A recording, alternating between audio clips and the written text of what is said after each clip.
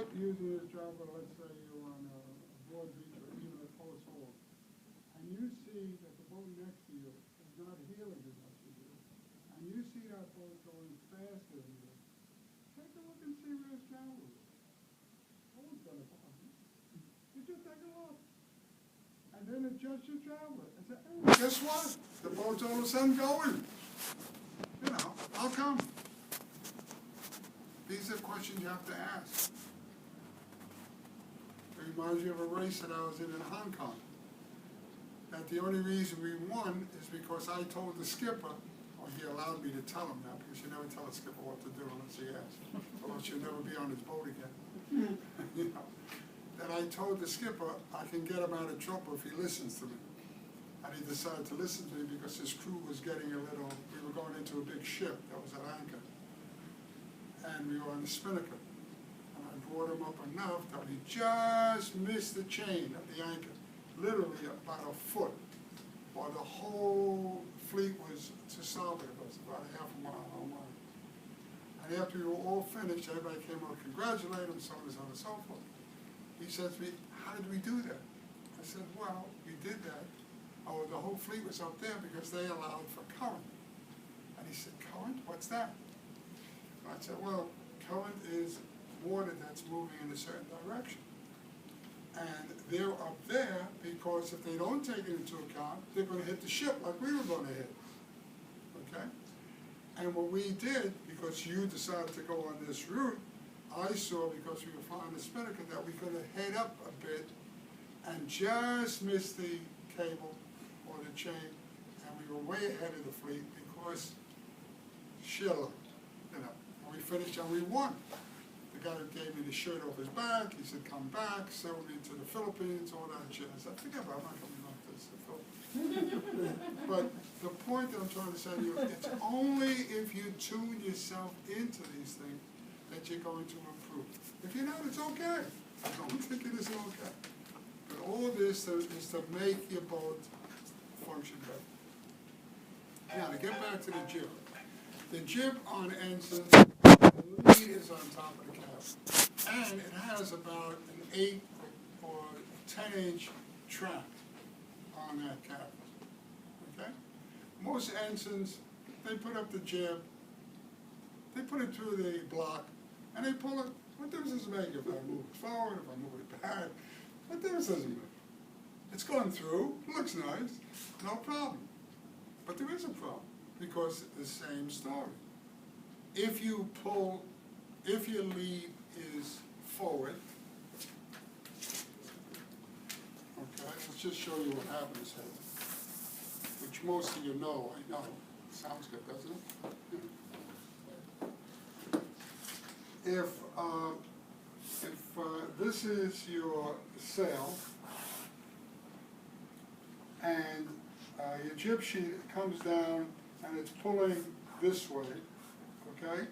Then what happens, this becomes tight, okay? This becomes tight, this becomes fuller, okay? Because you're pulling the leech down, which makes this softer, okay? You don't want that.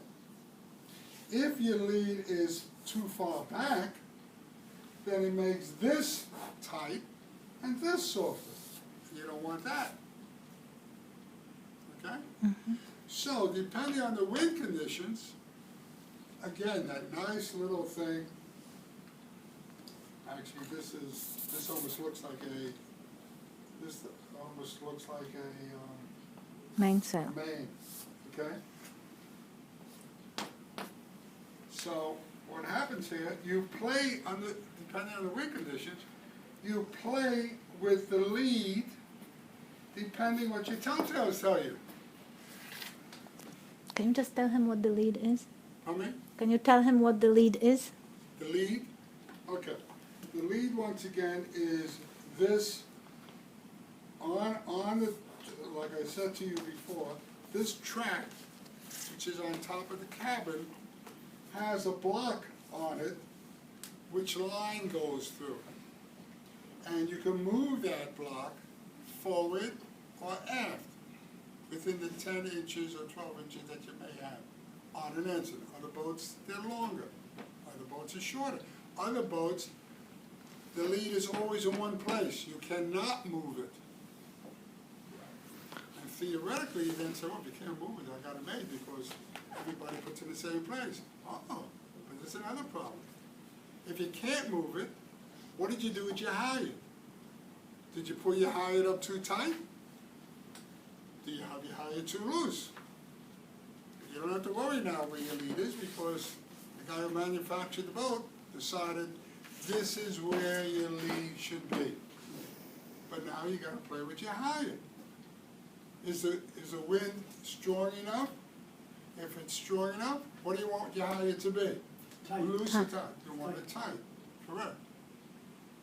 If it's a light air, you don't want it as tight. Now again, makes a big difference. When we say as tight, too loose, we don't mean 6-inch difference. We're talking only a couple of inches. In some cases, only an inch makes a difference. Now, in upwind sailing, it's important that your luff, that's the front of the sail, is tight, generally speaking. And one of the problems people have that we're going to try and correct is a boat which is going in on Saturday, we hope, that has roller furling, and there's, in my opinion, we're going to try and correct it, the luff of the roller furling is too loose. You say, well, that's no problem, meaning the luff is the front of the sail, this part which the sail is attached to, and the roller furling is too loose. And when this is too loose, no matter how tight you pull this, it's still going to fall off. I'm exaggerating. And when that happens, the wind cannot attack the sail properly. And if the wind cannot attack the sail properly, not only can't you read your telltales properly, but the wind doesn't go past the main, which is what the whole head sail is built for, doesn't permit the wind to go past that main with any increase of speed. And if it doesn't increase the speed of the wind on the outside of the main, then you're not going to increase the speed. In order for your boat to go faster, generally speaking, if everything is equal, is to get more wind across the outer part of your main, not the inner part, the leeward side, the outside of the sail. What is the outside of the sail? Depending where the wind's coming from, if this is your sail, okay, and well, I should draw it a different way. If this is your sail, and let's make this your boat, and this is your sail, and this is your main. You want this wind, you want to increase as much as possible. That's the whole purpose of the sail. Your jenny is really the powerhouse of your sail. That's the most important sail. That's your powerhouse, not your main. Your powerhouse of your sail. So you want to get that jenny to function the best you can. And that jenny is going to send, depending on what you do, is going to send this wind across this main properly so that, or increase in such a way that when these two come together, the wind from here and the wind from here, it will pull your sail that way. If your fullness of your sail is too far back, which happens when people decide to have their sail loose, which brings everything aft, then the boat's going to heel like crazy. Because you're not going to be pulled forward, you're going to be pulled sideways.